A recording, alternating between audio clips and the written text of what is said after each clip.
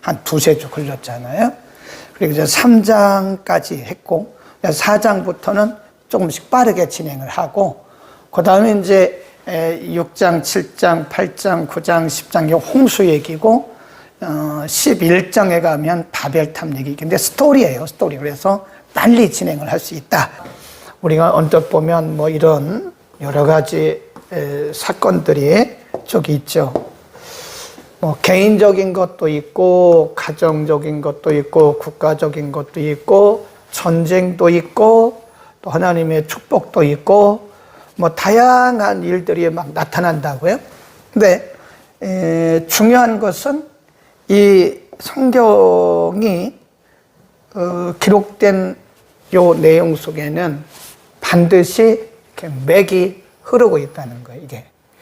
그래서 우리가 이것을 뭐라 그러냐면 성경의 맥 그럽니다.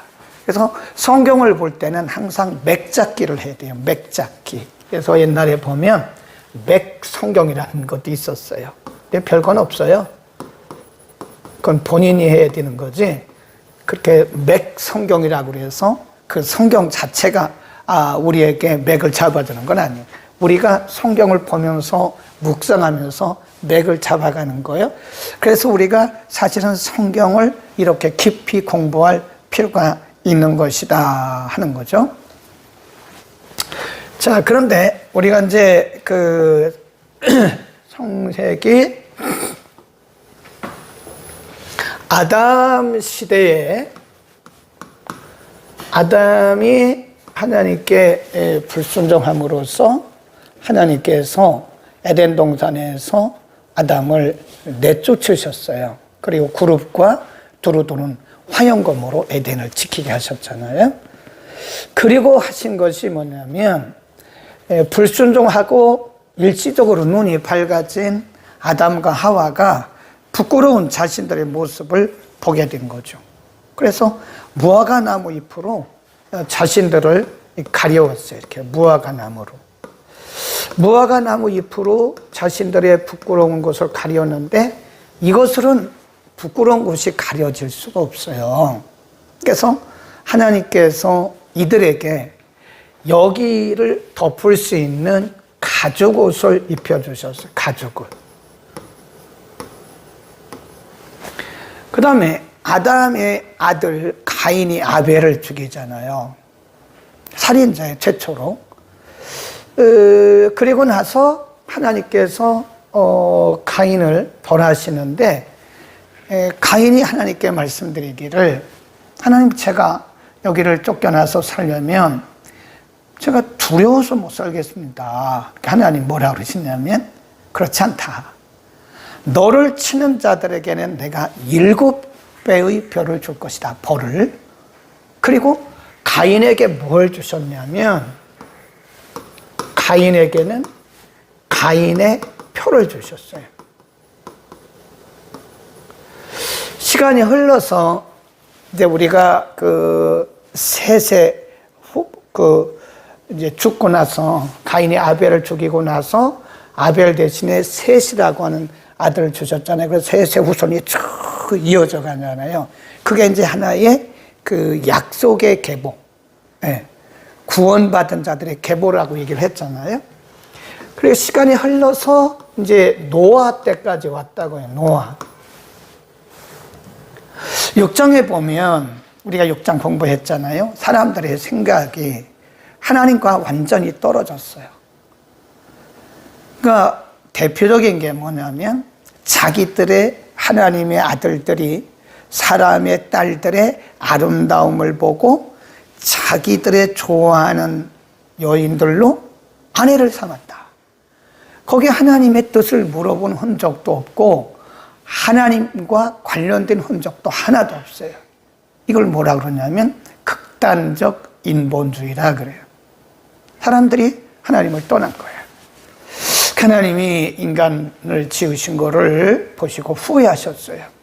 그리고 한탄하셨어요. 하나님 계획하셨어요. 무슨 계획을 하셨죠? 홍수. 하나님께서 노아 시대에 홍수를 계획하시고 하나님이 노아에게 홍수를 대비해서 방주를 지으라. 방주. 응? 방주. 방주. 방주를 짓는데 하나님께서 길이, 또 넓이, 높이, 모양, 재료 다 알려주셨어요. 그러니까 성경에 뭐라고 말씀하시냐면 노아가 방주를 짓는데 하나님이 명령하신 대로 했다. 그게 중요하다고 그랬죠. 우리가 아무리 열심히 해도 소용없어요. 그건 자기 열심, 그건 인본주의예요. 네. 우리가 아무리 열심히 해도 내 생각대로, 내 뜻대로, 내 경험대로 하는 것은 하나님과는 아무런 관계가 없어요. 어떤 분들은 그래요. 내가 이렇게 열심히 했는데 왜 그러냐고. 열심히 중요한 게 아니에요. 하나님의 말씀대로, 하나님의 명령대로, 하나님의 뜻대로. 우리가 기도를 열심히 하잖아요.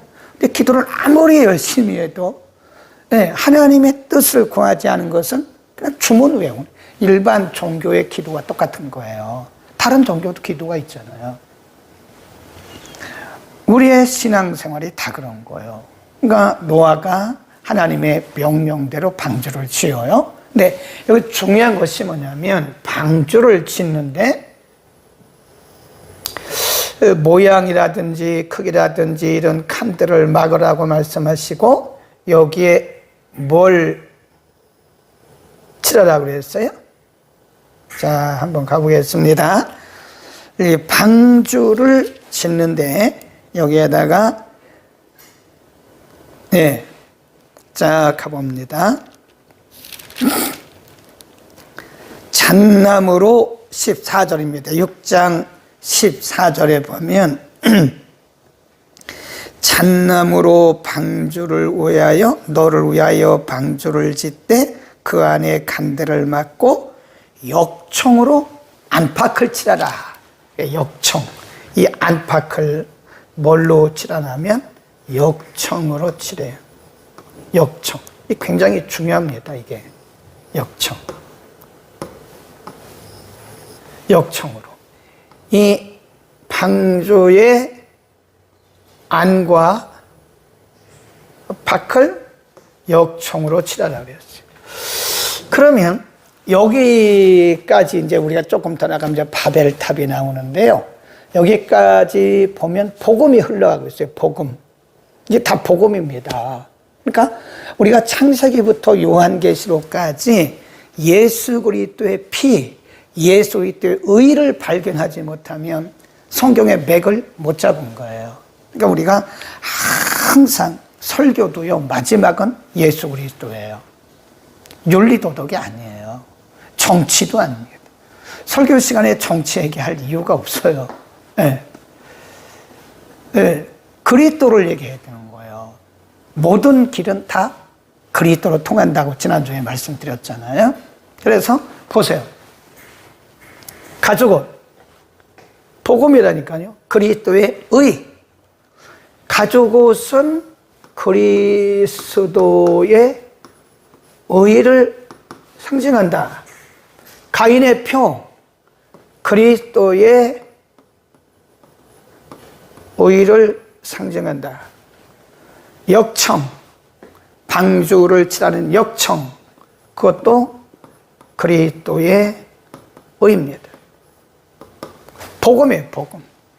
그러니까 창세기에도 복음이 들어있어요. 예수 그리스도의 복음이 들어있어요. 창세기를 보면서 우리가 예수 그리스도의 복음을 발견하지 못하면 그냥 이야기한 거예요, 이야기. 출애굽기도 그리스도의 복음이 들어있어요. 레위기에도 그리스도의 복음이, 그리스도의 피가 들어있어요. 신명기에도 축복에 대한 것이지만 거기에 그리스도의 보혈, 그리스도의 복음이 들어있는 것이다. 그래서 우리는 모든 성경 속에서 그리스도의 복음을 발견해야 된다. 자, 7장으로 갑니다. 7장 5절 노아가 여호와께서 자기에게 명하신 대로 다 준행하였더라. 9절 하나님이 노아에게 명하신 대로 암수 둘씩 노아에게 방주로 들어갔다. 하나님께서 말씀하시기를 정결한 짐승이라고 그랬어요. 다시 한번 꼭 앞으로 한번 보세요.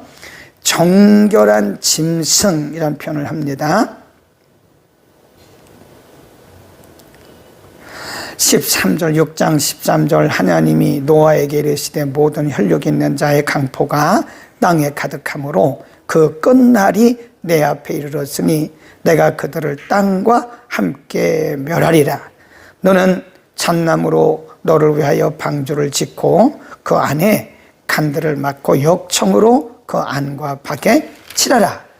쭉 말씀하세요. 그리고 19절로 한번 가. 19절에 보면 혈육 있는 모든 생물을 각기 암수 한 쌍씩 방주로 들어가서 너와 함께 생명을 보존케 하라. 첫 번째, 암수, 그때 당시 있던 모든 생명 있는 것들의 암수 한 쌍씩 방주에 들어가라고 그랬어요. 그것은 생명을 보존하기 위한 것이다. 20일, 너는 먹을 모든 식물을 내게로 가져다가 저축하라. 이것이 너와 그들의 식물이 되리라. 노아가 하나님께서 명하신 대로 하였더라 그랬습니다. 그 다음에 7장 8절 봅니다. 6절, 홍수가 땅에 있을 때에 노아가 600세라 노아가 아들들과 아내와 자부들과 함께 홍수를 피하여 방주에 들어갔고 정결한 짐승과 부정한 짐승과 새와 땅에 기는 것이 하나님이 노아에게 명하신 대로 암수 둘씩 노아에게 나와 방주로 들어갔다. 한 쌍씩 암수에서 한 쌍씩 들어가는데 어떤 것은 매우 정결한 짐승이 있고 어떤 것은 부정한 것도 있다.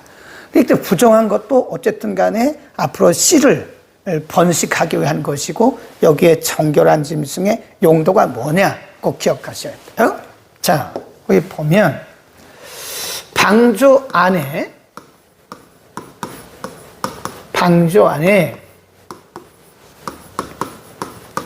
정결한 것은 조금 이따 하고 암수 한 쌍씩, 두 번째 정결한 짐승. 용도가 있다니까요. 하나님께서 노아에게 말씀하시기를 이렇게 암수 한 쌍씩 정결한 것이나 부정한 것이나 방주에 들어가게 하고 정결한 것 꼭 구분하라 라고 말씀했어요. 그 이유가 뭔가를 우리가 곧 볼 수가 있습니다. 자, 쭉 넘어갑니다. 7장 16절 그에게 명하신 대로 들어가며 여호와께서 그를 닫아 넣으시니라. 여기 줄거 놓으세요.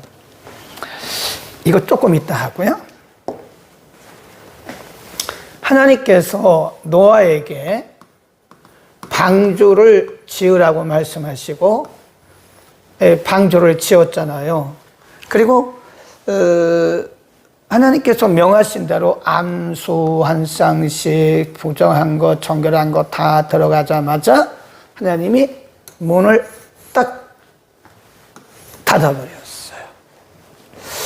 그래서 이 방주라고 하는 것은 우리가 구원의 방주다.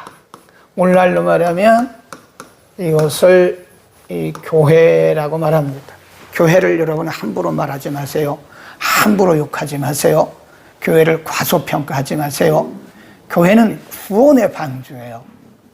하나님께서 택하신 자들, 하나님이 구원하시기로 작정하신 자들을 불러서 구원하시기 위해서 이 땅에 세우신 거예요. 네. 그래서 큰 교회도 있고 작은 교회도 있고 그런 거지 뭐 큰 교회는 좋고 작은 교회 안 좋고 그런 건 아닙니다. 요즘에 사람들이 큰 교회로 쏠리는 현상이 있더라고요. 굉장히 마음이 아파요. 작은 교회는 작은 교회 나름대로 굉장히 약하죠. 약하고 뭐 시스템도 부족하고 그렇지만 사실은 이 작은 교회도 교인 몇 명 없는 그런 교회도 사실은 방주라고요. 이 방주가 감당해야 할 역할이 있는 거예요. 다 큰 교회가 좋은 건 아니고 또 작은 교회가 다 좋은 것도 아니에요. 각각의 맡겨주신 사명들이 있는 것이다. 그래서 우리가 열심히 복음 사역하고 있는 거잖아요. 지금 3층에서는 펀펀 잉글리시, 재미있는 잉글리시라 그래서 필리핀 학생들 3명과 함께 3반으로 지금 나눠서 공부하고 있는데요. 그 일을 김사랑 집사가 전체적으로 주관을 하는데 아마 요즘에는 베이비 잉글리시를 하고 싶은 분들이 오는가 봐요. 지난주에 보니까 36개월이 안 된 말도 잘 못하는 그런 애들 둘을 엄마 아빠가 데리고 와서 하더라고요. 그래서 베이비 잉글리시를 다시 모집해요. 36개월 이하 아이들을. 그래서 이 아이들이 뭘 아냐? 압니다. 이 아이들이 뭐 잘 모르는 것 같지만 선생님들하고 그렇게 놀다 보면 아이들이 일어나요. 그래서 제가 또 오늘 아침에 올라오면서 무슨 생각을 했냐면, 우리가 성인 영어를 매주 수요일 날 10시부터 11시인가요? 10시부터 11시까지 하는데, 뭐 지금 12명 딱 모집됐고 그 이상 더 오지 않더라고. 여기 이제 안 믿는 분도 몇 분 계세요. 그분들이 사실은 타깃입니다. 전도 목적이니까요. 지금 들어와 계신 분도 계실 거예요. 그래서 다시 모집해야 되겠다. 먼저 번에 쓰던 그 전단지가 이제 계속 같이 붙어 있으니까 그거 다 띄세요. 다시 만들어서 붙일 거예요. 그래서 좀 새로운 모습으로 내용도 조금 바꾸고, 그리고 또 한 반을 모집하려고 그래요. 프리 토킹. 그러니까 이제 제가 처음에 해보니까 저와 함께하는 이런 분들 함께하고 잘하시지만 어떤 분 중에서는 또 뛰어난 분들 한 2분이 오셨다가 너무 쉽다 그래서 안 나오더라고요. 이제 그런 분들은 프리 토킹을 해야 돼요. 프리 토킹. 한국인과 하는 것이 아니라 또 막상 붙여놓으면 잘 못해요. 또 그분들도 프리 토킹 뭐 하와이어 몇 마디 하다가 더 이상 뭐가 있겠어요? 그래도 이렇게 중, 고, 성인 반 중에서 청년반들 중에서 이 지역에서 프리 토킹을 하고 를 원하는 분들은 오라 이거예요. 그래서 프리 토킹 반을 하나 더 만들고요. 지지난주부터 보니까 청년 하나가 영어 예배 나와요. 어떻게 왔냐 그랬더니 외국 살다 왔는데 이 주변에는 영어 예배하는 데가 없다는 거예요. 있기는 있는데 뭐 우리처럼 이렇게 원어민이 직접 하는 데가 없다는 거예요. 그래서 찾아서 와서 잘 나옵니다. 아주 설거지도 하고 부엌에 가서. 이게 복음을 전하기 위한 거예요. 응? 복음을 전하기 위한 겁니다. 아이들은 재료비 3만 원 받고요. 우리 성인 영어는 안 받아요. 복음을 전하기 위한 거기 때문에.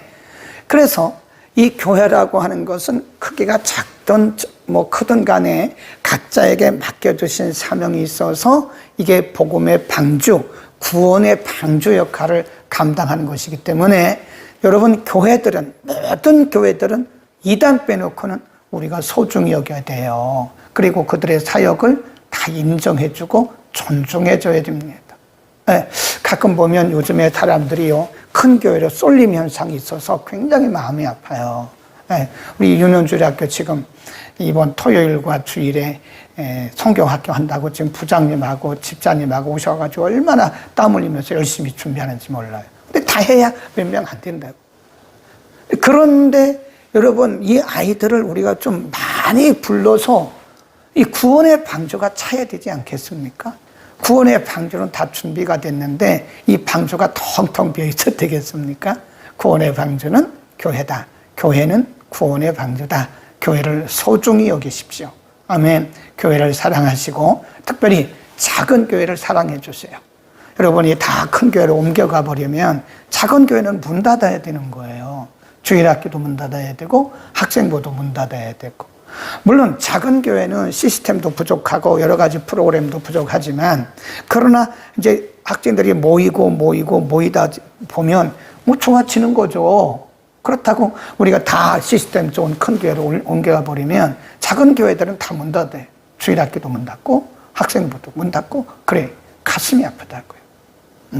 그래서 우리는 작더라도 우리가 힘을 합쳐서 잘할 수 있도록 돕는 게, 농어촌에 있는 그 작은 교회들 몇 분의 성도들을 놓고 참 땀 흘리면서 기도하고 눈물로 기도하는 그런 사역자들이 얼마나 소중합니까? 응? 자, 그렇게 말씀을 드리고요. 그 다음, 홍수 기간은 150일입니다. 자, 그러면 아까 말씀드렸던 그 방주 안에 들어가는 첫 번째가 암수 한 쌍씩이고, 두 번째가 정결한 짐승. 이게 용도가 있는 거예요. 하나님께서 이렇게 명령하실 때는요, 어떤 것 하나 의미 없는 게 없어요. 우리에게도 하나님께서 일하시는 걸 보면 우리의 마음에 들든 안 들든 이해가 가든 안 가든 간에 모든 것이 다 신실하신 하나님, 완벽하신 하나님 행하시는 거기 때문에 우리가 하나님을 믿음으로 바라보면요, 버릴 게 하나도 없습니다. 불평불만이 나올 수가 없어요. 자, 그러면 왜 하나님이 암수 한 쌍씩 방주 하나로 들어가? 이거는 뭐냐면 아까 말씀드린 것처럼 생명의 보존이에요. 생명의 보존을 위해서 암수 한 쌍씩 들어가라고 그랬고요. 정결한 짐승은 뭐냐? 자, 쭉 넘어갑니다. 이제 홍수 후에 8장으로 갑니다. 8장 20절. 네, 8장 20절로 갑니다. 시작. 노아가 여호와를 위하여 단을 쌓고 모든 정결한 짐승 중에서와 모든 정결한 새 중에서 취하여 뭘 드렸대요? 번제를 드리기 위해서 그런 거예요. 하나는 생명의 보존을 위한 것이고요, 하나는 번제를 드리기 위해서 그런 것이다. 그러니까 하나님이 오늘날로 말하면 예배거든요. 하나님께서 예배를 얼마나 소중히 여기시는가를 알아야 돼요. 예배는 생명이에요. 생명입니다. 여러분, 예배를 그냥 뭐 시간이 되면 드리고 안 드리면 안 돼, 그렇게 생각하면 안 돼요. 예배는 생명. 하나님이 노아에게 정결한 짐승을 방주 안에 데리고 들어가라고 말씀하신 것은 홍수 후에 하나님이 받으실 예배, 하나님이 받으실 그 번제를 위해서 미리 준비하게 하신 것이다. 아멘. 하나님께서 우리에게 기대하시는 것은 예배입니다. 너무 중요한 것입니다. 감사해요. 꼭 기억을 하시길 바라고요. 9장으로 갑니다. 9장. 하나님이 노아와 그 아들들에게 복을 주시며 그들에게 이르시되 생육하고 번성하여 땅에 충만하라. 땅의 모든 짐승과 공중의 새와 땅에 기는 모든 것과 바다의 모든 고기가 너희를 두려워하며 너희를 무수하리니 이들은 너희 손에 붙이었습니다. 1절에 보면 하나님이 노아와 그 아들들에게 복을 주시며 그들에게 이르시되 생육하고 번성하여 땅에 충만하라. 네. 뭐가 기억나죠? 네. 창세기 1장에 보면 하나님이 처음 아담을 창조하시면서 하나님께서 아담에게 하신 말씀이죠. 그죠? 네. 똑같아요. 복을 주시며 이르시되 생육하고 번성하고 땅에 충만하라. 그리고 하나 빠진 게 있어요. 다스려라. 그게 빠졌어요. 그러니까 우리는 이제 보통 이렇게 봅니다. 아담부터 에덴 동산부터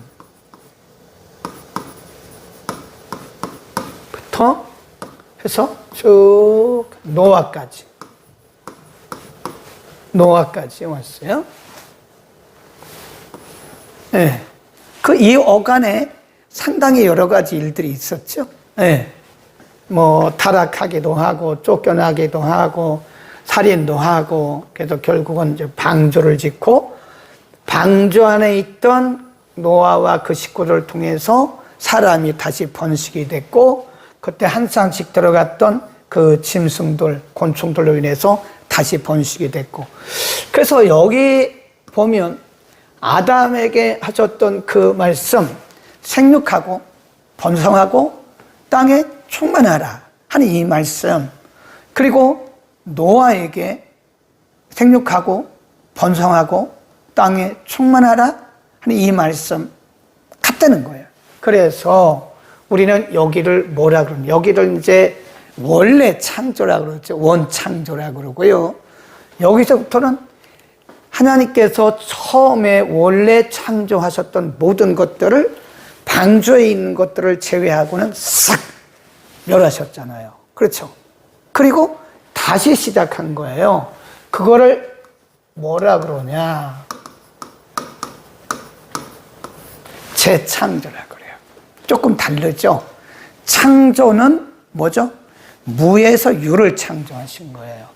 이 창조는, 처음에 창조는 무에서 유를 창조하신 거죠. 예. 그러나 이 재창조는 있는 것을 가지고 유에서 유를 창조하신 것이다. 그게 재창조하신 것이다. 그렇게 이해를 하시면 되겠습니다. 이해하시겠죠? 자, 거기 봅니다. 3절. 무릇 산 동물은 너희의 식물이 될 것이다. 채소같이 내가 이것을 다 너희에게 주노라. 아담에게 준 식물은요, 채소였어요. 채소. 아담에게 준 에덴 동산에서는 채식입니다. 그런데 홍수 이후에 노아에게는 3절에 보면 산 동물은 너희의 식물, 식물이란 말은 먹는, 먹잇거리, 그런 얘기입니다. 산 동물은 너희의 식물이 될지라. 식물처럼, 이런 베지터블처럼 이것도 너희의 먹이가 될 것이다. 그래서 이때부터 육식이 주어진 겁니다. 이해하시겠죠? 그러니까 이 아담 때는, 에덴 동산에서는 이게 채식만 있었다고, 채식. 근데 지금 노아 이후부터, 노아 때부터죠. 노아 때부터는 육식도 함께 주어졌다. 그 대신에 육식을 하되, 4절, 그러나 고기를 그 생명되는 피채 먹지 말라. 내가 반드시 너희 피고 너희 생명의 피를 찾으리니 짐승이면 그 짐승에게서, 사람이나 사람의 형제면 그에게서 그의 생명을 찾으리라. 무릇 사람의 피를 흘리면 사람이 그 피를 흘릴 것이니 이는 하나님이 자기 형상대로 사람을 지었음이니라. 너희는 생육하고 번성하여 땅에 편만하여 그 중에 번성하라 하셨더라. 육식을 하되 피를 먹지 마라. 피는 먹지 말라. 왜냐? 피는 생명이다. 그랬어요. 피 흘린 죄는요, 하나님이 굉장히 크게 보세요. 사람의 생명을 해하는 죄는 굉장히 큽니다. 크게 보십니다. 피채 먹지 마라. 우리가 고기를 먹을 때도요, 피채 먹으면 안 된다고요. 그러면 신약에서는 어떠냐? 뭐 다 피가 들었죠? 근데 우리가 산 피, 그거 먹는 거는요, 건강에도 안 좋아요. 옛날에 우리 그 시골에서 보면요, 지금은 이렇게 도살장이 따로 있어요. 저 마장동에 가도 있고 따로 있습니다. 기계로 하고 그러는데, 옛날에는 동네마다 소를 잡는 그 도살장이 있었어요. 그래서 저 논 한가운데 있습니다. 그래서 옛날에 어른들이 그 소 잡는 걸 봤는데요, 정말 눈 뜨고 보기가 어려워. 어린 애 때인데도요, 아주 징그러워요. 그냥 그 소를 딱 잡잖아요. 배를 딱 갈리면 이미 목숨은 끊어졌지만 속에서는 열이 있다고요. 그 간을 꺼내가지고 막 뜨끈뜨끈한 간을 맛있다고 소금 찍어서 막 먹는 거예요. 어떤 사람들은 그 안에 있는 피를 막 떠먹어요. 그거 안 돼요. 굉장히 비위생적이고요. 비위생적인 것도 있지만 성경에서 금한 것이다. 피째 먹지 말라 그 말은 생명을 소중히 여기라 그 얘기입니다. 피는 생명이기 때문이다. 넘어갑니다. 자, 8절. 하나님이 노아 그와 함께한 이들에게 아들들에게 일러가라사대 내가 언약을, 거기 줄겁시다. 내 언약을 너희와 너희 후손과 너희와 함께한 모든 생물 곧 너희와 함께한 새와 육축과 쭉 내려갑니다. 11절. 내가 너희와 언약을 세우리니 다시는 모든 생물로 홍수를 멸하지 아니할 것이다. 땅을 침몰할 홍수가 다시는 있지 아니하리라. 12절. 하나님이 가라사대 내가 너와 너희 사이에 및 저희와 함께 있는 모든 생물 사이에 영세까지 세우는 증거는 언약의 증거는 이것이니 내 무지개를 구름 속에 둘 것이다. 그래서 하나님이 언약을 세우셨어요. 우리가 그걸 뭐라 그러냐면 무지개 언약 그럽니다. 무지개 언약이 뭐죠? 내가 다시는 이 세상을 홍수로 멸하지 않을 것이다. 물론 뭐 중국에도 홍수가 나고 미국에도 홍수가 나고 우리나라에도 홍수가 나는데 홍수로 사람이 망하지는 않아요. 일부의 어떤 홍수로 인한 피해는 있죠. 일부의 인명사상은 있죠. 그렇다고 해서 홍수 때문에 온 인류가 죽지는 않아요. 네. 그 대신 뭘로 명하느냐? 우리가 베드로 후서, 베드로 전서에 보면요. 불로 멸하리라 그러죠. 불. 네, 물로는 이제 이 세상을 멸하지 않으세요. 근데 불로 멸하리라 그래요. 불. 이 불이라고 하는 것은요. 하나님이 예를 들어서 보여주셨어요. 소돔과 고모라가 하늘에서 유황불이 내려서 망했죠. 유황불. 생각이나 했어요? 그 유황불은 사람이 만들 수가 있는 게 아닙니다. 하늘에서 유황불이 내려서 소돔과 고모라를 멸하신 것처럼 베드로 서신에 보면 이제 이 세상은 불로 멸하리라. 그런 말씀이 있어요. 불. 이 불이 뭐냐? 이 불이요. 핵이라고 그래요. 핵. 불이죠. 핵이 펑 터지면 이제 불이죠. 그러니까 이게 핵전쟁이죠. 지금 뭐 4차 중동 전쟁이 터지느냐 마느냐, 이란과 또 이라크, 이스라엘, 또 팔레스타인, 레바논 이런 나라가 아주 극한 대치를 하고 있는 거예요. 지금 그쪽에 제일 많이 보유하고 있는 것이 핵입니다. 핵이에요. 핵. 우리나라는 사실은요, 우리가 그 핵을 원자력이지, 원자력이 이제 원자력을 통해서 발전소도 만들고 우리는 이제 유익하게 만드는데 이게 처리를 잘못하면요, 우리에게 큰 해가 됩니다. 원자력 병원, 암 치료할 때 원자력으로 치료하잖아요. 그게 핵이에요, 핵. 원자력. 전기도 만들고. 우리나라는 뭐 공식적으로 핵무기를 보유하고 있지 않다. 그러나 우리나라에 주둔하고 있는 미군은 핵무기를 갖고 있죠. 근데 여기 있는지 아니면 뭐 저 사이판이나 하와이나 뭐 일본이나 거기에 넣는지 그건 모르죠. 그러나 북한은 핵을 가지고 있다는 거죠.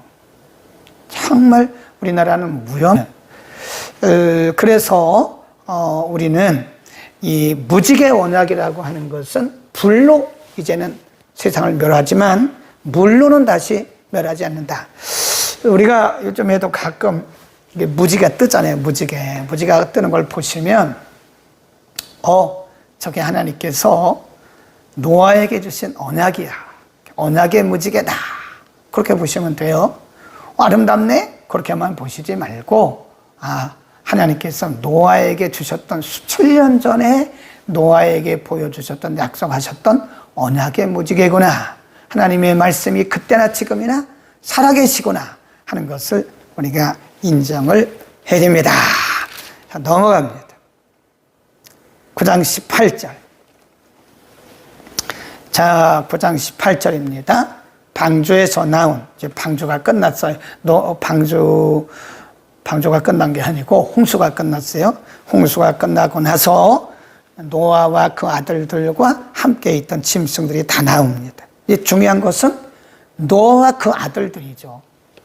18절, 방주에서 나온 노아의 아들들은 셈, 함, 야벳이며 함은 가나안의 아비다. 가나안이라고 하는 것은 아프리카 쪽을 얘기하는 거예요. 노아의 이 세 아들을 쫓아 백성이 온 땅에 퍼지니라.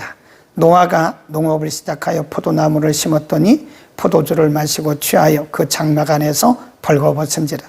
가나안의 아비 함, 흑인이죠.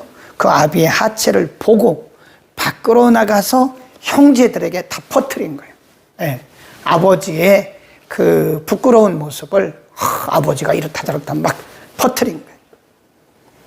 그랬더니 23절, 셈과 야벳이 옷을 취하여 자기들의 어깨에 메고 뒷걸음쳐. 아버지의 부끄러운 모습을 안 보려고 이 뒷걸음쳐 들어가는, 뒷걸음쳐 들어가서 아비의 하체를 덮었다. 그들이 얼굴을 돌이키고 아비의 하체를 보지 아니하였더라. 노아가 술이 깨어 그 작은 아들이 자기에게 행한 일을 보고 이에 가르되, 가나안은 뭘 받아요? 저주를 받아. 가나안은 저주를 받아 그 형제의 종들의 종이 되기를 원하노라. 이게 아프리카 쪽 분들입니다. 이에 가로되 가나안은 저주를 받아 말씀했고, 또 가로되 셈, 아시아 계통입니다. 셈의 하나님 여호와를 찬송하리로다. 가나안은 셈의 종이 되고, 하나님이 야벳, 유럽 쪽이죠. 키 크고 코가 크고 얼굴이 흰 분들. 하나님이 야벳을 창대케 하사 셈의 장막에 거하게 하시고 가나안은 그의 종이 되게 하시길 원하노라. 가만히 보면요, 하나님이 셈을 축복하시고 가나안도 셈의 장막에 거한다고요. 야벳을 창대케 하사 셈의 장막에 야벳도 셈의 장막에 거하게 하시고. 잘 보세요. 노아의 세 아들 셈, 함, 야벳. 근데 여기서 어떤 하나의 사건이 벌어지죠. 노아가 농사를 짓고 포도 농사를 짓고 포도주를 마시고 취해가지고 술을 마시면 열이 나는가 봐요. 그러니까 자기도 모르는 가운데 옷을 다 벗었다고요. 그 부끄러운 모습을 제일 먼저 본 사람이 작은 아들 함이라고요.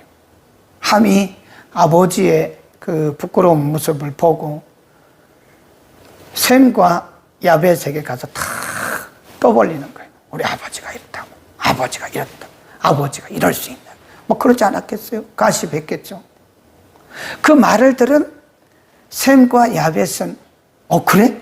그게 아니라 거기에 동조하지 않았다는 거예요. 잘 들으셔야 돼요. 누군가가 누군가를 막 모함하고 비난할 때 동조하면 같은 죄입니다. 그게. 네, 동조하지 마세요. 가만히 있든지 아니면 피하세요. 거기에 대꾸하지 마세요. 어떤 사람의 약점에 대해서 막 가십을 해요. 네, 모함을 하고 비난을 하고 불평을 합니다. 그런데 여러분이 거기에 같이 대꾸를 하잖아요. 그럼 같은 죄가 들어가는 거예요. 근데 다행히 셈과 야벳은 거기에 동조를 하지 않았어요. 가서 옷을 어깨에 메고, 아버지 오시겠죠. 그리고 아버지의 부끄러운 모습을 보지 않으려고 뒤로 돌아가서 덮었다고요.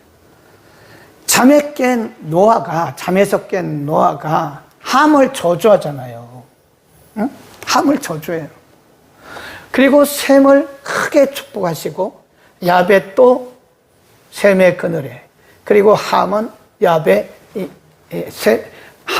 셈의 종이 된다고 말씀해요. 우리는 여기서요, 셈, 함, 야벳을 통해서 사람을 대하는, 특별히 다른 사람들의 약점과 그리고 그 부족한 부분, 실수를 대하는 거를 잘 보시죠. 제가 늘 그러잖아요. 남의 얘기를 좋게 하라고. 다른 사람 얘기 좋게 해서 손해날 거 하나도 없습니다. 그런데 다른 사람의 얘기를 나쁘게 해요. 모함해요. 조롱해요. 비판해요. 비평해요. 좋을 거 하나도 없습니다. 그게 다 내게로 돌아와요. 그걸 모르더라고, 사람들이. 그 내가 했던 비난과 비평과 모함이 내게 다시 온다는 거를 여러분 메아리 아세요? 메아리? 우리가 그러잖아요. 그러면 그래가지고 다시 내게 돌아와. 그 메아리하고 똑같은 게. 한 번 더 껐다 킬게요. 이게 왜냐하면 시간이 다 돼서 꺼질 가능성이 있습니다. 오늘 끝까지 많은 분들이 돌아와 계시는데 우리는 이 함을 배워서는 안 돼요. 셈과 야벳에서. 그래서 우리의 지체들의 그런 허점이나 실수나 안 좋은 점이 있으면 덮어주세요. 사랑으로 덮어주세요. 그게 사랑이고 그게 크리스찬이지. 그거를 드러내가지고 왜 그래 그거를 막 가십하고 사람들에게 전달하고 이거는요 공범입니다. 공범. 동조하지 말라니까요. 그런 사람과 친구하지 마세요. 같이 앉지도 말라고 시편 1편에서 말씀했잖아요. 복 있는 사람은 악인의 자리에 앉지도, 오만한 자리에 앉지도 않아. 그의 길을 따르지도 않는다 그러잖아요. 함을 보면서 우리는 복된 인생을 살아야 된다. 아멘. 10장입니다. 거기 보면 노아의 아들 셈과 야벳과 함의 후예는 이러하니라. 야벳의 아들들은 쭉 나가요. 야벳의 아들들은 19족속, 거기 써놓으세요. 야벳의 아들들은 족속이 19족속. 여기 나온 것이 19족속. 그 다음에 함의 족속이 30족속. 쭉 퍼져나간 거예요, 지금. 야벳의 족속이 26족속.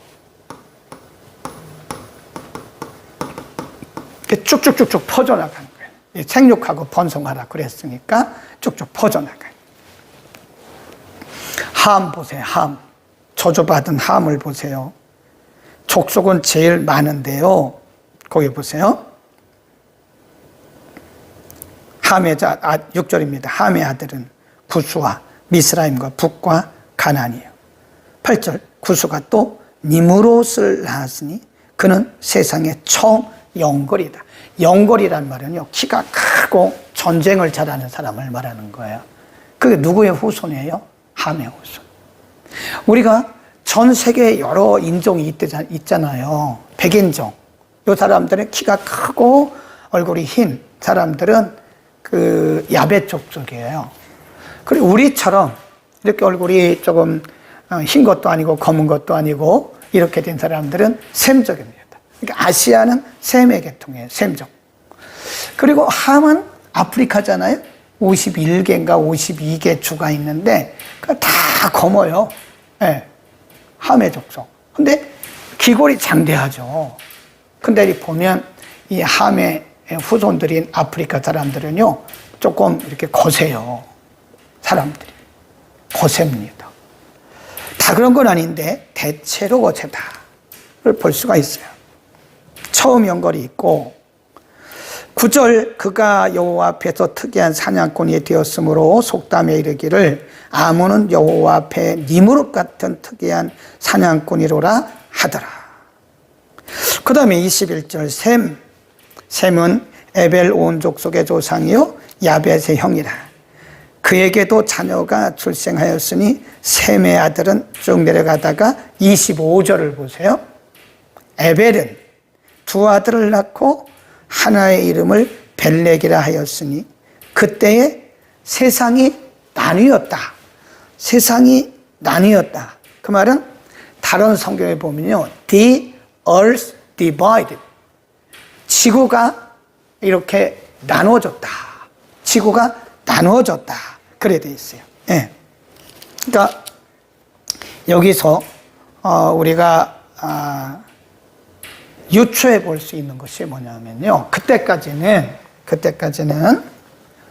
이렇게 그냥 이렇게 있고 이렇게 구분을 했겠죠. 예를 들어서 셈, 함, 야괴. 예를 들어서 말이에요. 이렇게 이제 구분이 됐었겠죠.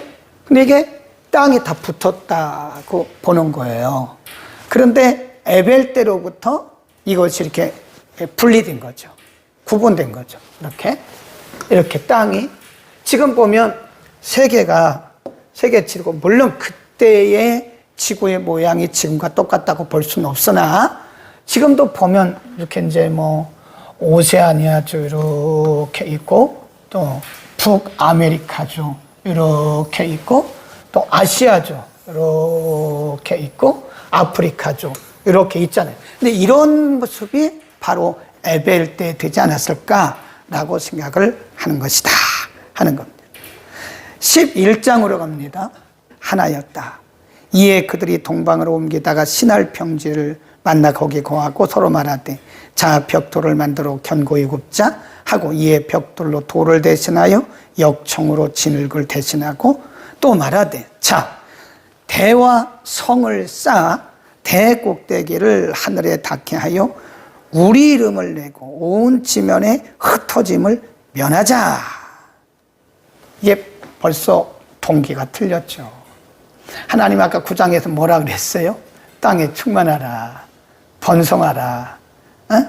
땅을 퍼져서 온 땅에 퍼져서 충만하고 번성하는 게 하나님의 목적이었고 의도였는데 이 사람들이 이제 말도 하나였고 언어도 하나이니까 이 사람들이 서로 합의를 하는 거예요. 우리 이렇게 하지 말고 우리가 높은 단단한 벽돌을 가지고 높은 성을 쌓아가지고 뭘 하자고요? 우리가 흩어짐을 면하자. 하나님의 의도와 정면 배치가 되는 거예요. 꼭 그래요. 보면 하나님이 에덴 동산에 사람을 만드시고 생육하고 번성하라고 그랬는데 죄가 들어오더니 하나님의 아들들이 사람의 딸들의 아름다움을 보고 자기들의 좋아하는 사람으로 아내를 삼고 점점 하나님을 떠나더니 똑같아요. 노아 이후의 셈과 함과 야벳을 통해서 인류가 점점 이렇게 번성하더니 이들의 생각이 하나님의 목적으로부터 떠나는 거예요. 하나님 뭐라고 그랬어요? 생육하라고요. 충만하라고. 번성하라고 그랬잖아요. 근데 이들은 뭐래요? 우리가 흩어짐을 면하자. 이러면서 인간의 죄는 자꾸 하나님과 거꾸로 가는 거예요. 하나님을 도전하는 거예요. 이게 죄성이에요. 인간의 죄성이 하나님을 도전하는 겁니다.